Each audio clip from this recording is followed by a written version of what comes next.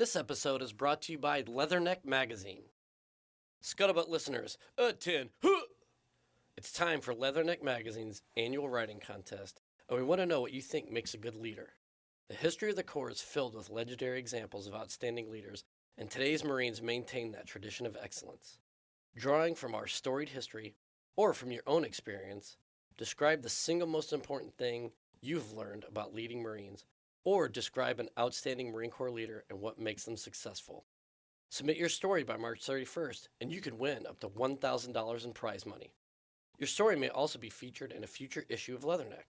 Visit www.mca-marines.org for more details or to submit your entry form. Contest is open to all authors. Good luck and Semper Fi, Mac. We would like to thank Leatherneck Magazine for sponsoring this episode. Hey, Scuttlebutt listeners, thank you so much for joining us again. I'm Vic, and I'm here. We are starting a new segment.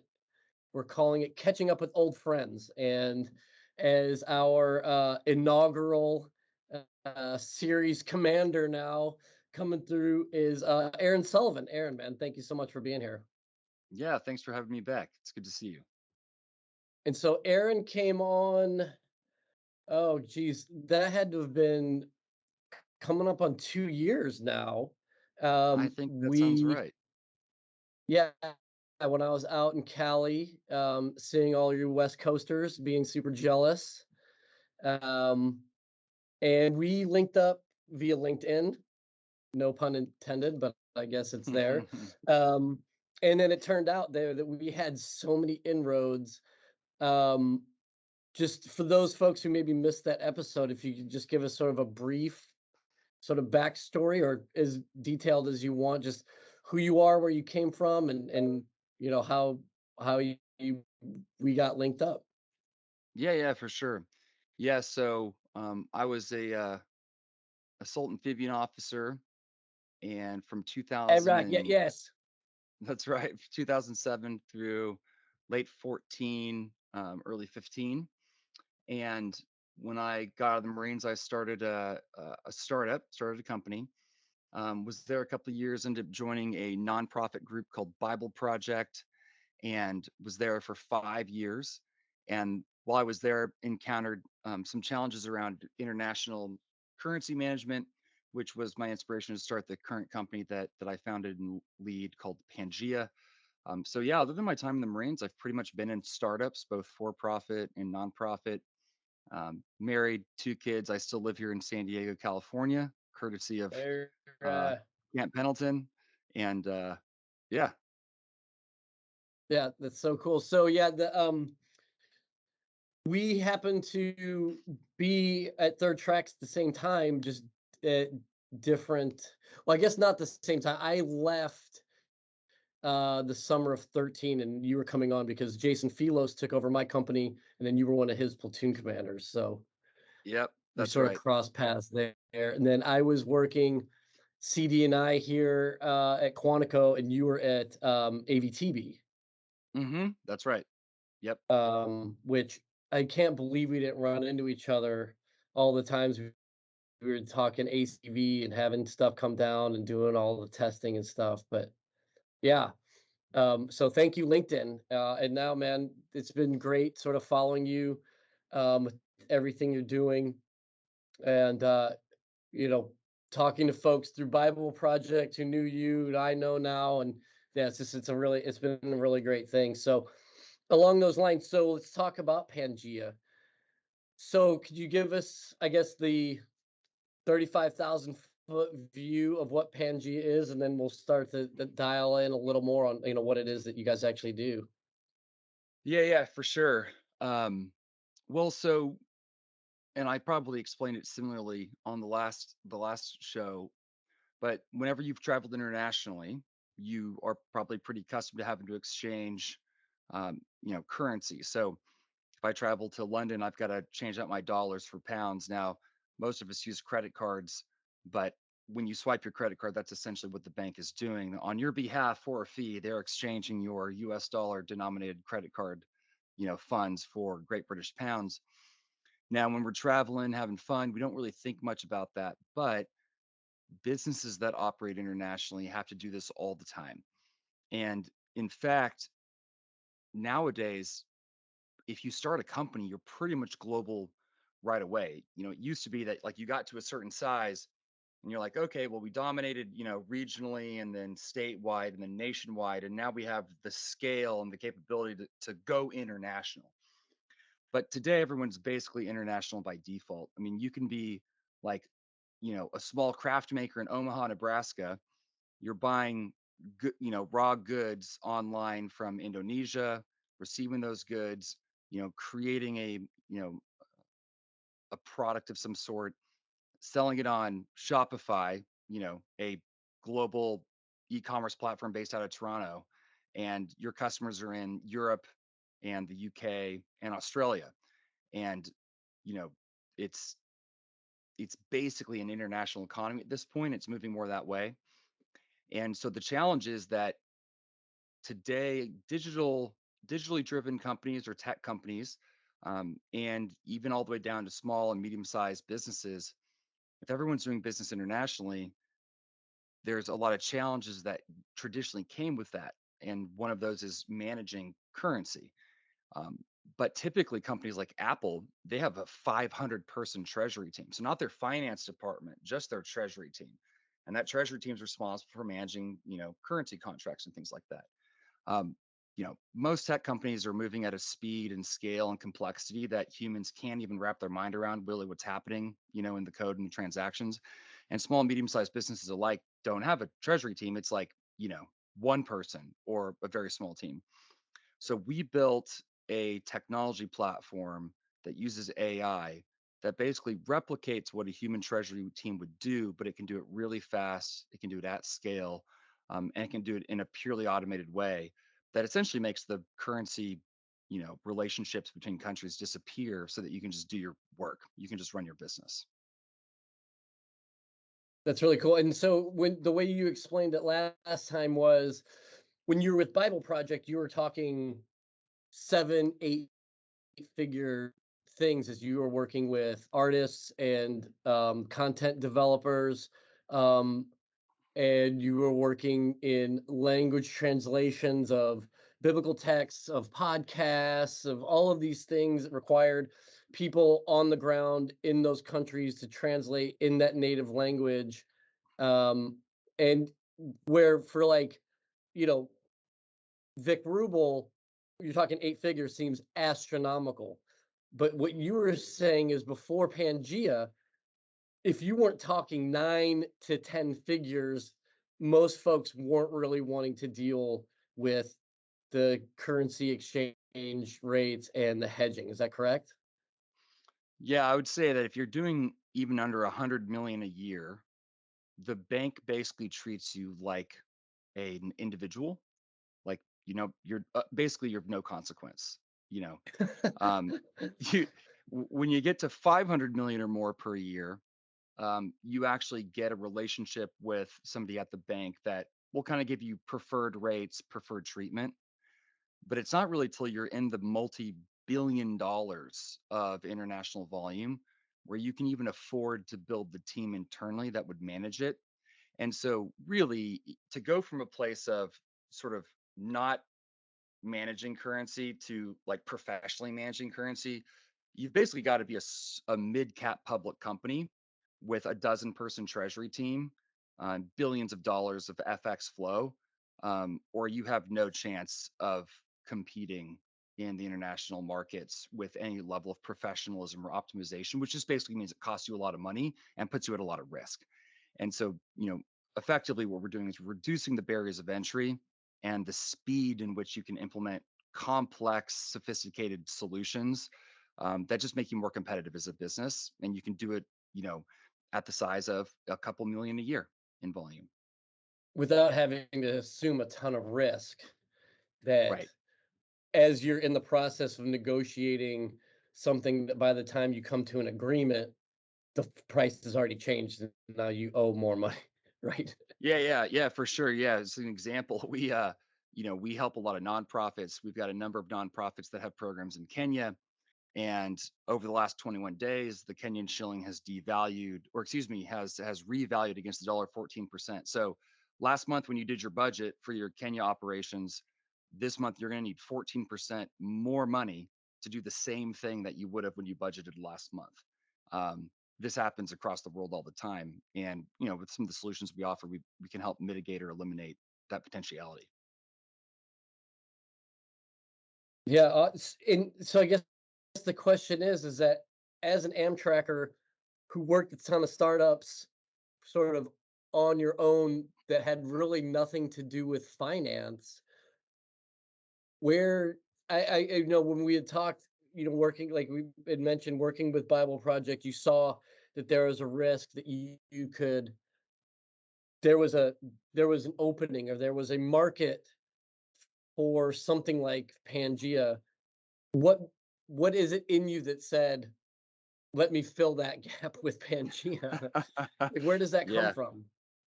yeah, um, yeah. It's a good question. I mean, I think it's interesting when you're in look, I think I don't know if the stat I'm sure doesn't hold true right now because we're not in many kinetic environments as a military, but I know when you and I were in, we were entering the height of the Iraq war. And at the time, Marines love to boast this stat that we were responsible, I think, for 5 or 6% of the DoD budget, but we're responsible for 34% of combat operations worldwide. Um, I mean, Congress must just love Marines' efficiency. Right. And I think one of the reasons Marines are so good at that is that we're scrappy. We know how to solve problems, creatively solve problems. Um, mission accomplishment is of the utmost priority, and we have the resources we have. What are the problems we need to solve? And really, when you think about startups, that's really not any different. If you're in an organization and that organization has a problem, they lean on their people to identify those problems and to create creative solutions to those problems. That's all a business really is, except the business is sort of humanity or the market you're in. And you're finding a problem that exists outside of any one company. And you're basically saying, hey, I've got a solution to that problem. And you build a company to solve that problem. Now, it's a little bit more complicated because you've got to figure out funding, you've got to get resources, you've got to figure out how to sell that product. But effectively, that's all startups are is they're just identifying a gap in the market and creating a solution to a problem. I mean, and I think oftentimes when you think about competition, quote unquote, if you're in a business and you're like, hey, and you're in accounting, and you're like, hey, the warehouse has X, Y, Z issue. They're kind of like, well, we kind of have people we pay to solve that problem. Go back to accounting.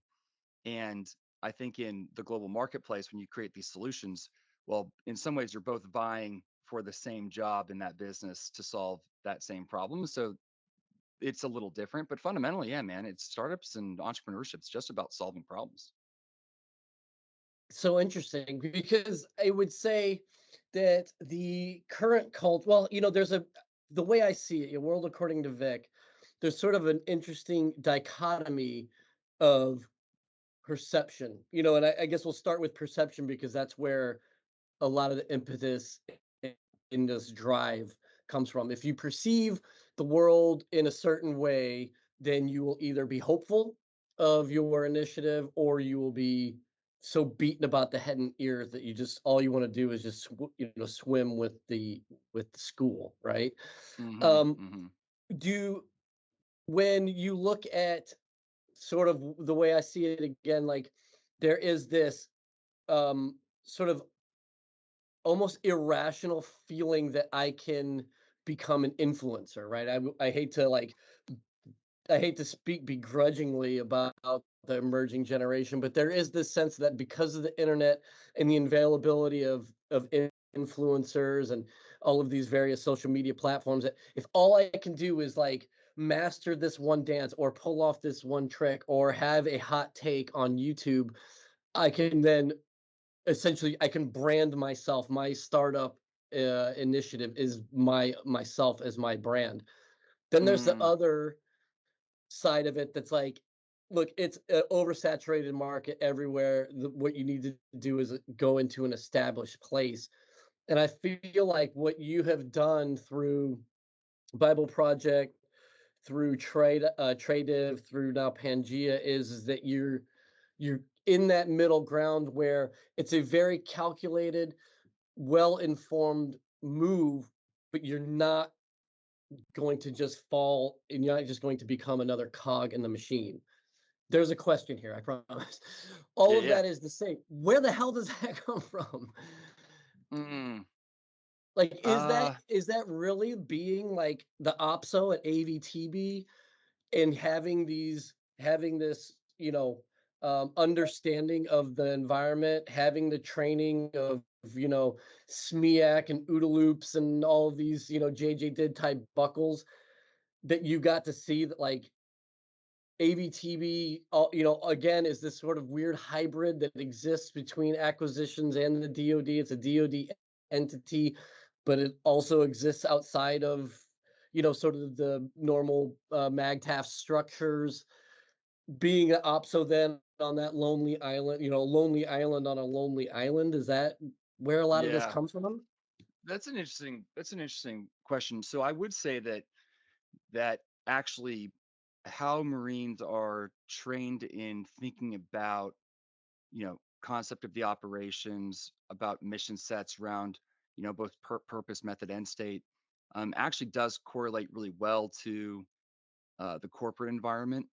Um, I think the difference is like if you're the OPSO at a battalion, you're very much playing the you're very much playing like the operational role that connects strategy to tactics. You're down at the platoon commander company level. You're very much on the ground tactics. I Hmm. think in a corporate environment, as you're tackling problems or business strategy, you're operating at like everything from the joint chiefs of staff all the way down to the tactical level. But actually, depending on who you're talking to in your organization, you need to be talking at a tactical, operational, or strategic level. Mm. Um, because really, whatever your organization's mission is, you're going to have a long-term strategy on how to get there. Well, you've got to break that strategy down into phases and stages. And, within a stage, you've got some very pragmatic tactical goals you need to accomplish, but they better tie to a 1 or 2 year operational strategy. And hopefully that operational strategy ties to your overall overarching business strategy. um, and absolutely, like understanding the environment is pivotal. Understanding how the strategic, operational, and tactical um, approach ties to one another is imperative. So, uh, you know, actually, I think that you know, uh, Marine Corps officers would make great strategy officers for corporates. I don't know if they actually know what they're missing because the way that we think about the operation is I have yet to see matched in any of the best corporate minds that didn't come from a military background. Yeah, that's interesting. I heard it a I guess it's a metaphor. It's more of a story. But it was basically there's a wise man and a young man, and the young man asks the wise man, how do I, essentially he's about to leave the home. Like, how do I navigate this world? And so Mm. he tells him to put two drops of oil into a spoon and then to walk into this room and try not to spill the oil in the spoon. And so the young man walks in and he walks around and then doesn't spill anything and says, "Hey, I did it." And the wise man says, "Well, what did you see in the room?" He said, "Nothing. It was focused on the spoon." And he goes, "All right, go back Yeah. in there and I want you to tell me what it is that you see and then come back." And then he comes back and he tells him everything he sees, but he spilled all the oil in the spoon. And the wise man says, "The secret to making it in life is to be able to appreciate all the stuff that's around you, but always stay focused on not spilling what's in the spoon." Mm. Anyways, that being It's a said, good story.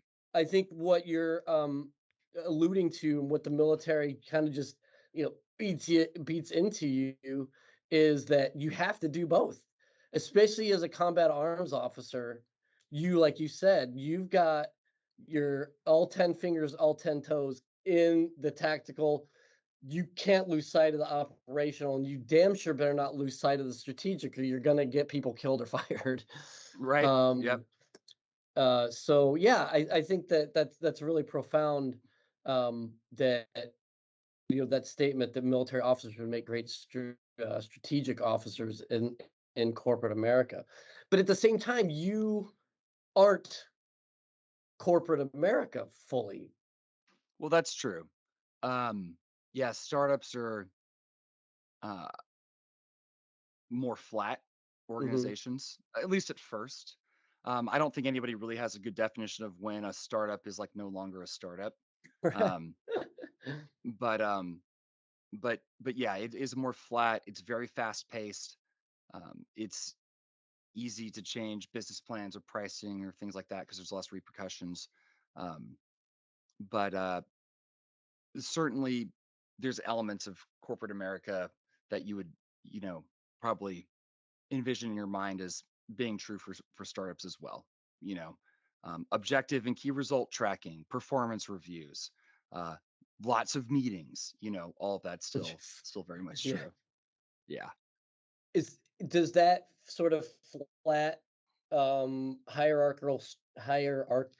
that flat structure, is that Yeah. more appealing to you? Like, do you like that sort of team atmosphere vice something is perceived as so, more stodgy, rigid structure pyramid of what most folks would assume is how corporate America functions? I wouldn't say I do. I mean, I think that the I don't think there's anything wrong with good hierarchical structures. You need them as you scale to be efficient, but that introduces opportunities, I think, for things to go sideways. You know, in a more flat organization, you have a handful of good leaders, the organization runs well. As soon as you have, you know, a more, this isn't a word, but like divisionized or departmentalized structure, communication can break down, which is then the onus is on both good procedures and good leaders to make sure it doesn't. But also, I think if you're on, you know, at a low, if you're kind of an individual contributor with a bad manager, it doesn't really matter how great the organization is. You're going to have a really poor experience as an employee. And so that's, I think, why corporate America in with more hierarchical structures gets such a bad rap because it's not really the hierarchical structure. It is either the culture of the organization Mm. or their hiring and development of leaders that lead to really, you know, shitty experiences for the people working there. Yeah, yeah. And that, I guess that's a great dovetail then into, or segue into, sort of what I want, why I find what you're doing so interesting, and why I felt like catching up with you was so important for our listeners, is that, no secret that talent management is fully underway now. 20 talent management 2030, and the Marine Corps just fucking knocked it out the park. Our recruiting numbers are through the roof, and our retention numbers are through the roof earlier than when anyone had even, as you remember, like FTAP numbers was always coming down to the last minute where you're just like Oh, totally. throwing bonuses and school seats or whatever to get those last few folks across the finish line. And I think in 2023, I think they exceeded 100% of FTAP results by July. Wow, that's incredible. Why do you think, like, in the world according to Vic, what did they do that's helped them be so successful? I'm curious.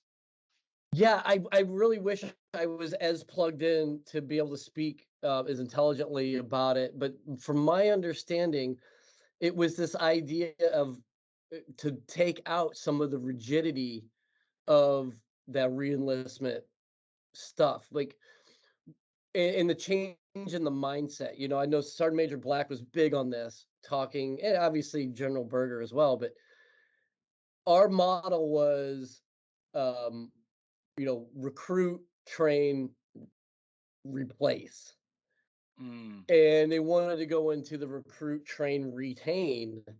And that it's not just butts in seats. It's that we have this corporate, as we're talking about having an older force, a more mature force, you can't just give guys the boot after 4 years and take all that money and time that we've invested and just say, hey, good luck, man. We've got guys on the yellow footprints now that are going to come back for you here in the next 9 to 18 months.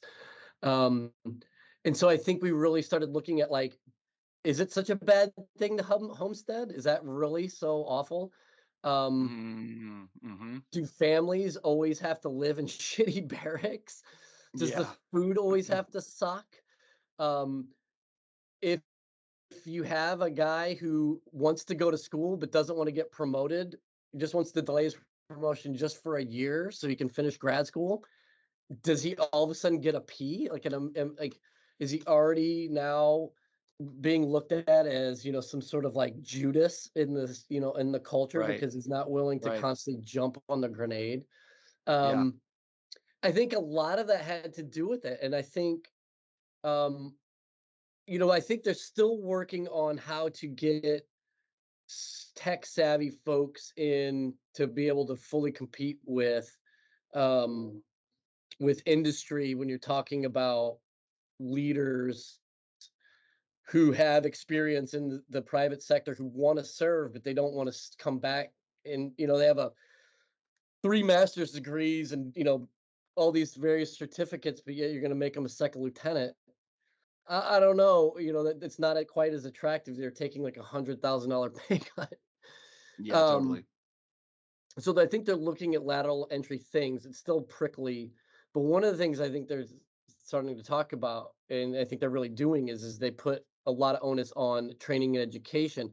It's like rather than having to always pluck from outside, why don't we grow from inside and really Totally. train our guys up well, and then reward them for having, you know, we're having served with Space Force or having these, Mm. drone knowledge stuff or Mm-hmm. anyways, I think we just are trying to get a lot smarter on what it means.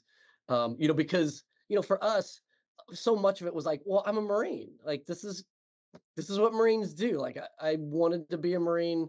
It's awesome being a Marine. I take a lot of pride in being a Marine, and that pride in belonging, that's just what's going to carry me through. So yeah, thank you, sir. May I have another? Um, Mm-hmm. and Mm-hmm. I don't think the emerging generation really buys it as much anymore. Right. But I guess I'll put the Right. question on you. Like, how does that work for you? I mean, you're on your third of startup now. What do you look at from talent management, and do veterans factor into that? Oh, for sure. I mean, yeah, I think, and we may have talked about this last time, but so we actually use, I mean, I would say a very lightweight redacted version of R2P2 in Mm, our annual planning process. So we're a remote company. So everybody is working, from their home office or from a co-working space around the world. And so it's really important that when we get together, we can do centralized planning because we're essentially doing decentralized operations, throughout the year. mhm, And so we use an R2P2 planning process that, and it's funny, we at first I was reluctant because anyone that's transitioned from the military to the private sector, you're kind of careful to import too much of, your approach to things in the military into that environment. But actually, we've done the annual planning process at least 3 times and semi-annual, 2 times. So this last one, I just kind of fully sold out and was like, all right, we're gonna use certain terms that are very clear.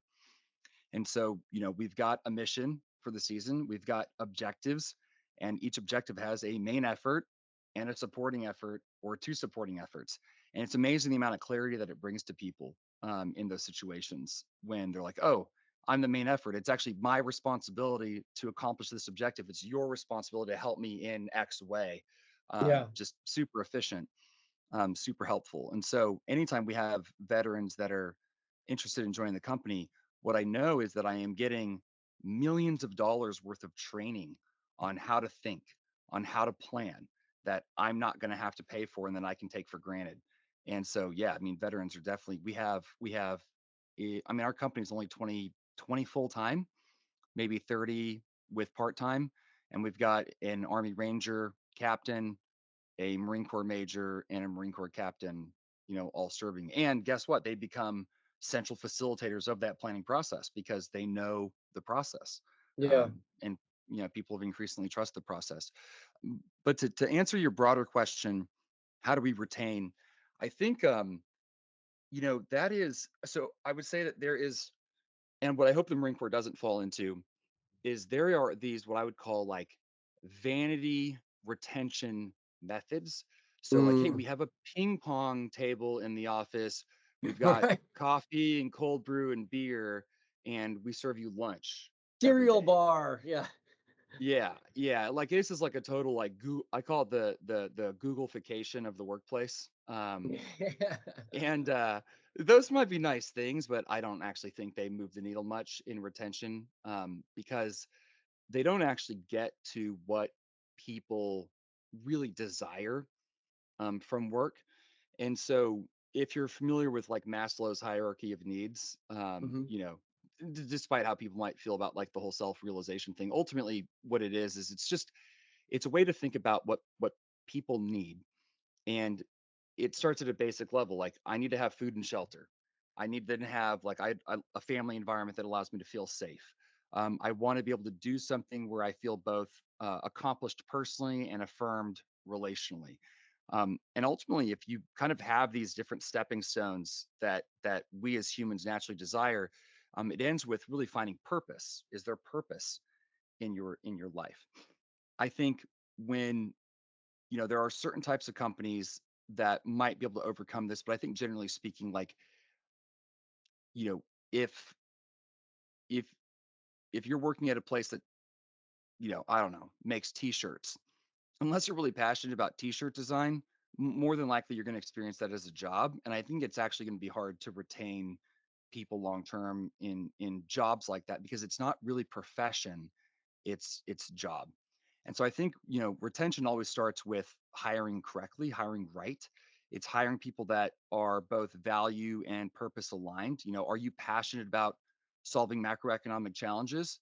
Not at all. Okay, well, I may not want to hire you because there's not much alignment as far as to what you are looking for in your profession. Now, we have quantitative researchers that were, PhDs in particle physics, went and worked at, the particle accelerator in Switzerland, then went into finance, and they're really good at working with very complex, random systems. And they love solving hard quantitative financial problems. They're a great fit for what we do because their professional desires align with the purpose of the organization. So I'll maybe let you respond before I go deeper into retention. But I think ultimately good retention starts with good hiring, and it's finding people that are values and purpose driven, aligned with whatever the goal, mission, or objective of your company is. Yeah, no, that totally makes a lot of sense because, yeah, I mean, at the end of the day, no matter what the euphoria was upon entering the workplace, that honeymoon period is going to be over, and then you're going to Right. realize, like, oh, this is a fucking job. Yeah, totally. Um, and so, yeah, and that I think that is where leadership has to read the tea leaves and know that, um, this it's not always going to be, um, this euphoric place all the time. So how do we? And I guess that's the thing. Do you try to find the grit in the hiring process, or are you trying to um, cultivate and encourage grit in the workplace? Like, is it a chicken and egg thing, or is there something? Are there milestones that you're, or I guess, firing lines that you're shooting on? Yeah, no, there's so I would say that, so I I don't remember what the in the fit rep. I don't remember the different categories in which we sort of rate, our Marines.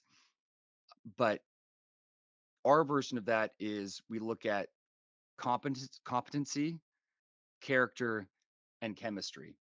Mm, Competency is very much going to be, similar to sort of your competency in your MOS or your job type combined with sort of your accomplishments. How hard do you work? How hard do you drive? And so And we always that's a data-driven metric, right? 100%. I mean, that's really like that's base level. Of course, when we hire somebody, hey, we need to know that you're competent, technically proficient to actually do the job. Of course, but in any one job, maybe with the exception of a few very technical fields, there's no shortage of people that can technically do the job. And so, we can figure that out on a resume. Typically, I can look at a resume and go, this person has Yeah, the yeah. technical skill set we need. So really the more important one then is character.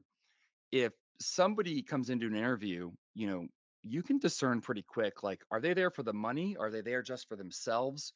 Are they prideful and lack humility? Well, don't hire that person based on character because they're not really there. Actually, even to their own detriment, I think they're not there because they have found purpose. They're there because they're fighting for more base level needs in their life and are Mm, willing to take advantage of situations in order to get what they believe they need. And so I think hiring off of character is really incredibly important once you kind of pass the litmus test of, is this person technically capable of doing the job? Um, I think the I think growing people's character, growing people's grit, absolutely companies can do that. That's a long-term objective though. Like you're not going to accomplish that in a training cycle of 2 or 3 months. So the third one's chemistry, and I think that's really where it's on the company to do that. That's really creating an environment where employees trust leaders, they feel empowered by their leaders, they're affirmed by their leaders, they're challenged by their leaders, they feel, they're able to be vulnerable, they trust that they're going to take care of them, and you also create a place where relationships and friendships can thrive. I think right. there's been like three independent, well, there's been a ton of studies, but there's three really big ones about like what makes an employee happy in the workplace. And one of the most important factors is they have a friend at work. I think that comes down to chemistry. Yeah.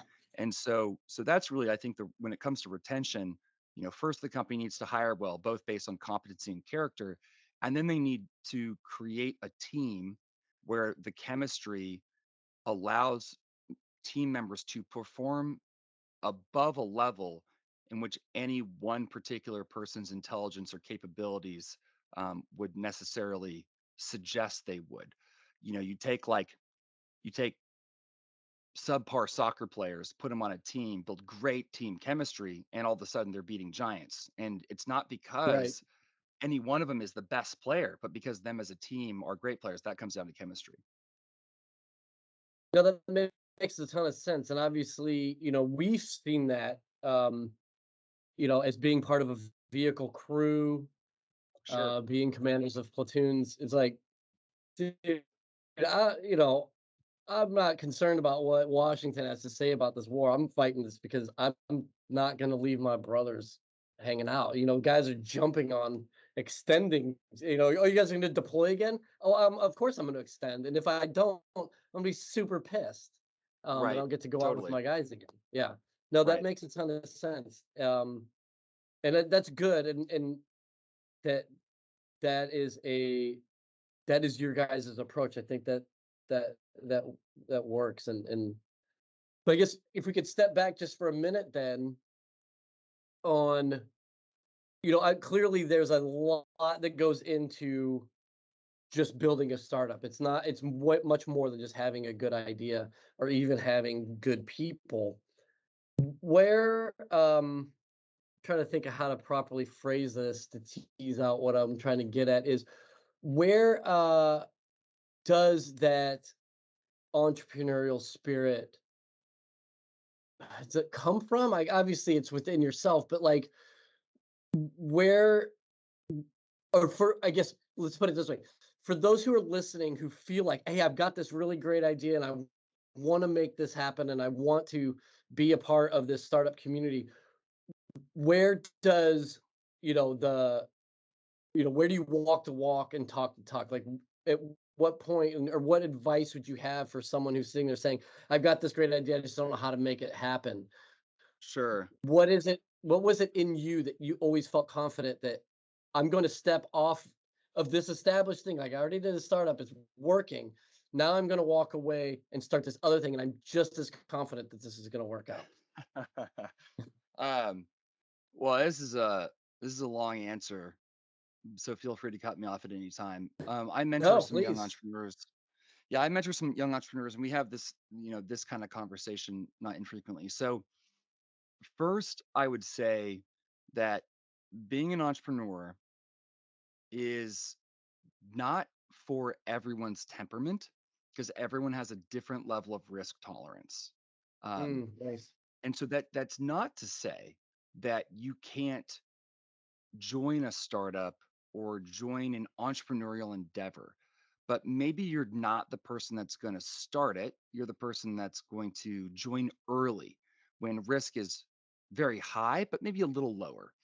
Um, Maybe you're going to join a startup that's in growth phase where, you're still, you know, knocking heads and being scrappy, but like there's not really a high probability it's going to fail in the next, 2 days to 2 months. Um, Right. I would also say then is entrepreneurship isn't for everyone at every stage of life. You've got, young kids at home or children were just born. You're like, well, am I at a stage of life in which I can take a lot of risk? So those are all things that I think people just need to evaluate early on is like, do I want to start something? Can I start something even before you get to an idea? So Hmm. we'll just move past that, So let's say you are in a stage of life in which you can take on some risk and you do want to start something. Um, you know, entrepreneurs, especially young entrepreneurs, have a challenge in that they kind of see a good idea and they latch onto that idea as if it's the last idea they're going to have. Mm, right. And oftentimes, if you are entrepreneurial, you'll see tons of opportunities everywhere. You know, I've probably had an idea for like 150 different companies, and some of those companies that I had ideas for actually became reality later on. I'm like, oh my gosh, like, I've been thinking about this product for 10 years and now there's a company actually building it. How awesome. I'm going to be one of the first adopters Right. of that product. Um, and because the truth is that a lot of other people typically, not always, but typically are having the same idea that you are around the same time. Like Yeah, people is there a level of humility there that, like, you have to understand that, yes, this is a great idea, and because it's a great idea, probably other people have thought it. 100%. I actually tell the company all the time like people don't invent things, we discover them. We Mm, discover inevitabilities in the world that are required for us as a species to advance with increasing levels of complexity in economics and social constructs. And when we get to the right time with the right previous inventions and the right sort of pressures, our our inclination to solve problems as a species just it we discover these solutions to things. And so it's almost like history's pre-written in a way when it comes to inventions, like somebody's bound to make it. Now maybe you accelerate that 10 years or 20, because mhm. you see a pattern well before anybody else. But like, Thomas Edison is credited with inventing the light bulb. Thomas Edison made the first light bulb that worked for more than 30 minutes. There was hundreds of teams around the world inventing the light bulb around the same time, and many came to a competitive product within months of Edison's invention. So, again, like we're discovering things. So there certainly is a level of humility. Like you come up with a good idea, you're not really that special. It's going to come down to if you decide to dedicate years of your life and years of other people's lives to actually seeing it come to, fruition and realization. So I would say for entrepreneurs looking at ideas, like hold the idea loosely at first and then really evaluate if this is the idea that you're willing to dedicate a decade, potentially a fourth of your working professional life at actually seeing come true, because it's always harder than you think it is. Um, if that is the case, you do find an idea and it's like, the rock in your shoe, the proverbial rock in your shoe, like I can't get this rock Right. out of my shoe. You're like, okay, well, maybe that's something you should pay attention to. Well, now you need to do a competitive analysis. Like, has anybody else made this idea? How big is the market?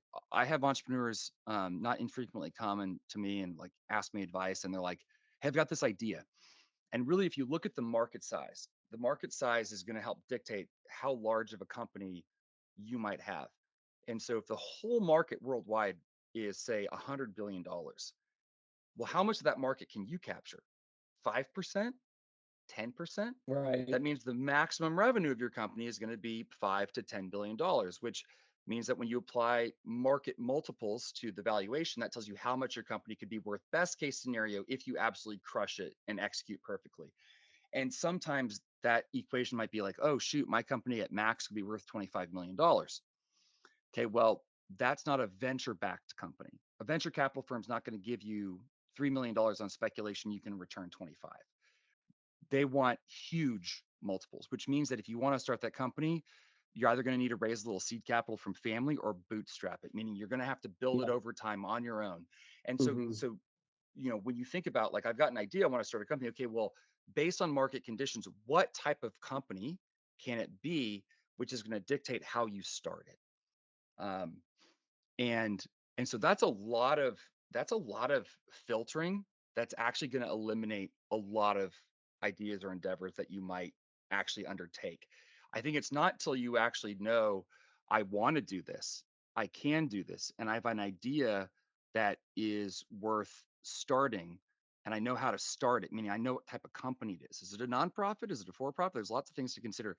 At that point, that's really where the journey begins, because you have only got to the point of actually contemplating and intellectualizing and strategizing and thinking about how to do the thing. There's a lot of work to do before you even get to an idea that's worthy of being pursued. Yeah, clearly. It reminds me a lot of, I guess, keep throwing out the military parallels, but it's like doing the IPB, right? Like you just don't deploy. Um, there's a lot of work that goes into it before you even like start ginning Absolutely. up your 6 month teep for your 100%. deployment. Absolutely. Yeah. No question. Um, yeah. And but then, after that, like, yeah, it's you get to that step. I mean, now it's strategy, it's team recruitment, it's fundraising, it's building the product, it's going to market, it's all execution. It's strategy and execution at that point. But I think I think where entrepreneurs get in trouble is when they don't do that early work. You either end up committing to something you really didn't want to pursue for 10 years, or you find yourself 5 years into a project and go, shoot, like, I thought every startup could just be this huge company. And you're like, that's really dictated by the market, you know? Yeah. Yeah. Yeah. It's so fascinating. And so, I mean, this is probably a very obvious question, but I mean, it's got to be super exciting, right? Like, Yeah. Yeah. I mean, yeah, I think when I'm leading people in solving complex problems together and trying to achieve something that um, excites the inner drive in people, I feel the most alive at work. So presently with Pangea, I mean, I feel like I'm at my best professional self I've ever been. And I have a high tolerance of risk. I'm a fairly stress resistant, self assured person. So I can carry that without it, impacting my family in a detrimental way. And right. so, like, I feel, yeah, super excited. Of course, there's always exceptions, but generally speaking, I'm excited to get up and go to work every day. Um, and so, if for people that are of similar, makeup at similar times in their life, um, I can't recommend entrepreneurship enough. It's just, if you don't count the cost early, it can eat you alive, so you just want to make sure you do that up front. But yeah, dude, super fun. Yeah, it's an amazing experience.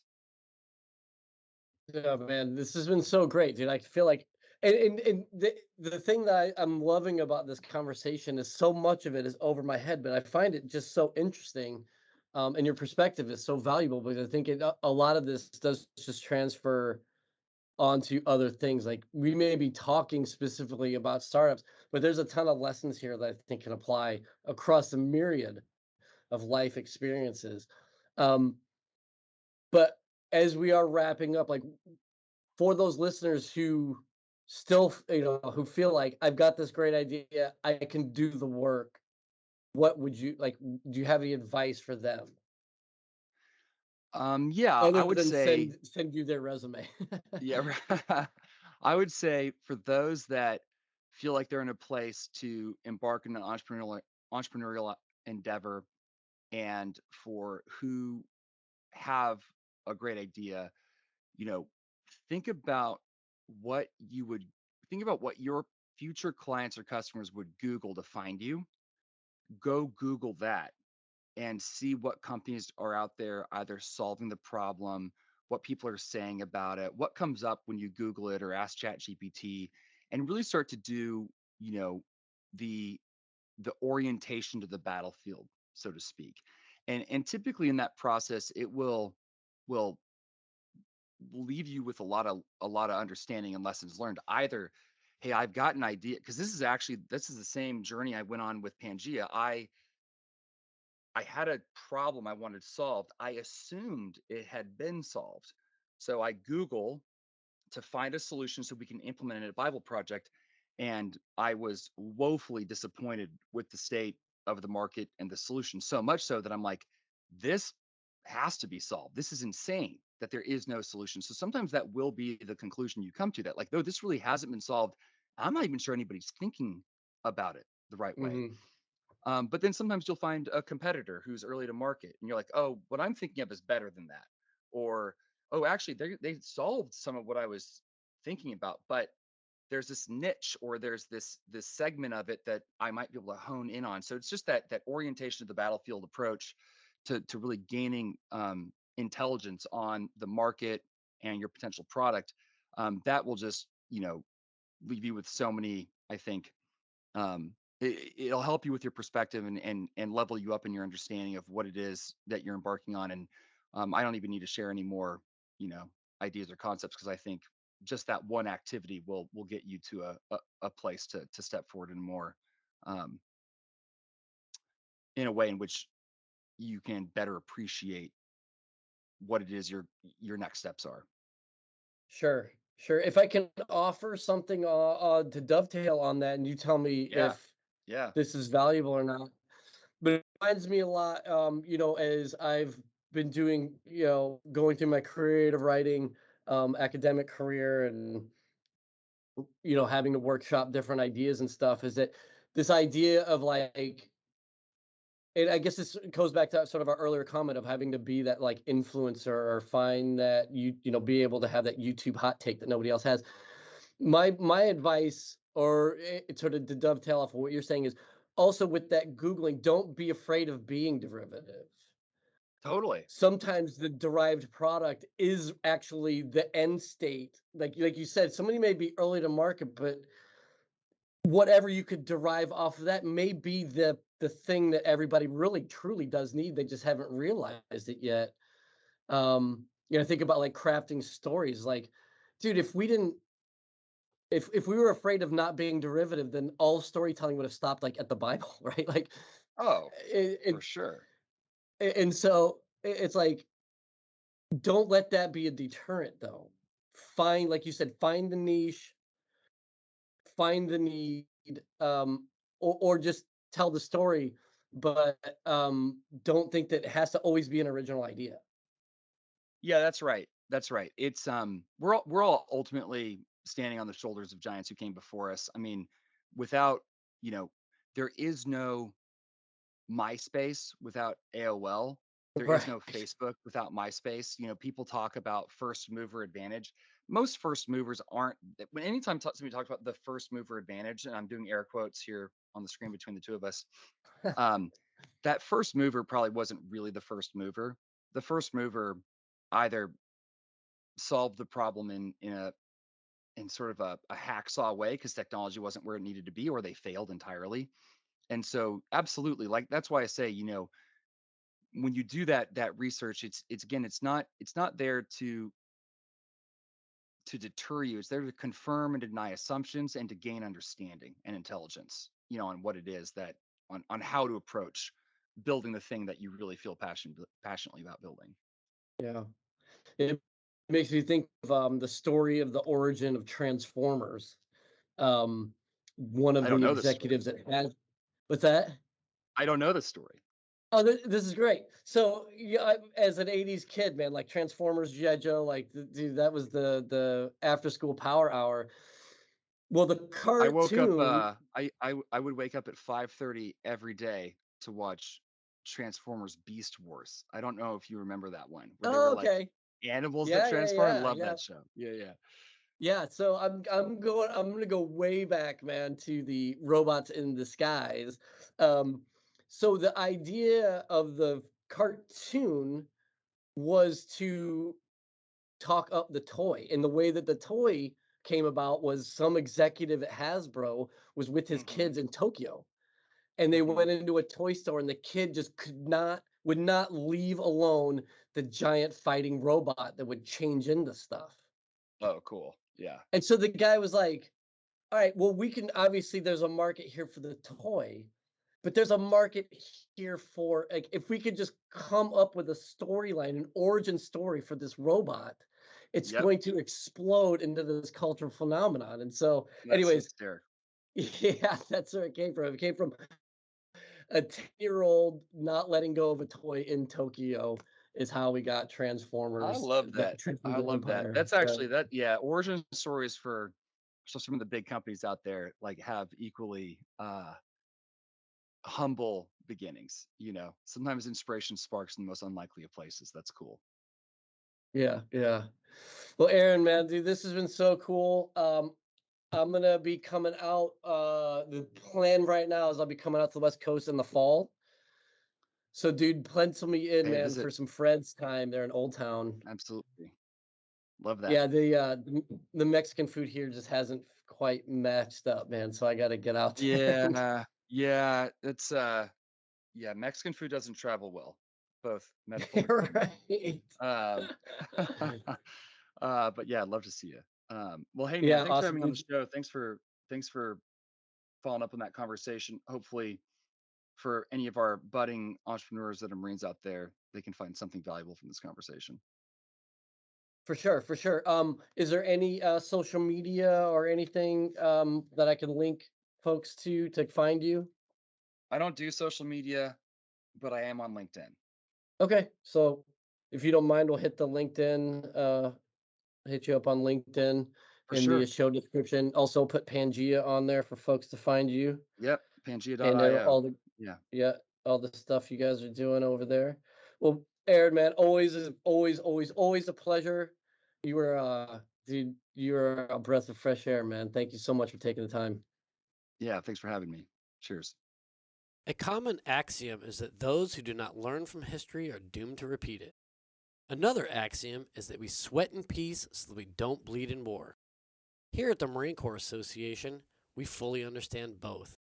That is why we offer through our professional development page on our website a comprehensive catalog of battle studies, tactical and ethical decision games, and war games to ensure that not only do we learn from the past, but we embrace the thoughts and decisions that influence the outcomes of some of the greatest actions of the Marine Corps.